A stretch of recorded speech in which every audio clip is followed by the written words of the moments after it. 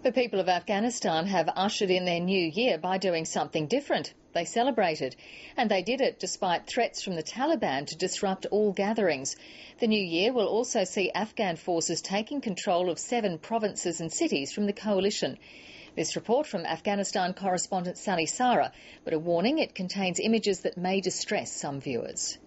They turned out in their thousands to welcome in the traditional New Year in Afghanistan. There were plenty of revellers in the capital, Kabul. Many are hopeful that the new Afghan year of 1390 will deliver progress. The situation and circumstance of our society better than 10 years ago. Families took to the hilltops of Kabul to play and celebrate. These festivities were banned under the Taliban, and there were fears that this year's events would be disrupted by attacks, but it was calm. Well, this is something you don't get to see very often in Afghanistan. That is large numbers of people out in public enjoying themselves, having fun. Last year was the deadliest year of the war so far, and there were a record number of military and civilian casualties.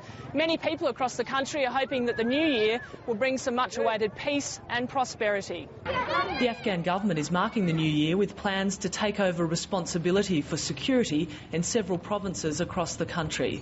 It's the first stage in the long and complicated handover from coalition to Afghan control. But some are not convinced that the timing is right. From here we see the international community has been defeated and we've gone back to fanaticism and fundamentalism. So the people without ideas go enjoy the terrorists to survive and get by. The western province of Herat is expected to be one of the first to come under Afghan security control. Police and soldiers are preparing for the added responsibility.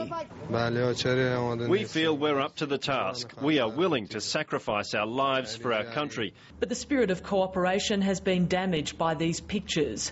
The US Army has been forced to apologise after the release of photos showing US troops posing with the bodies of Afghan civilians.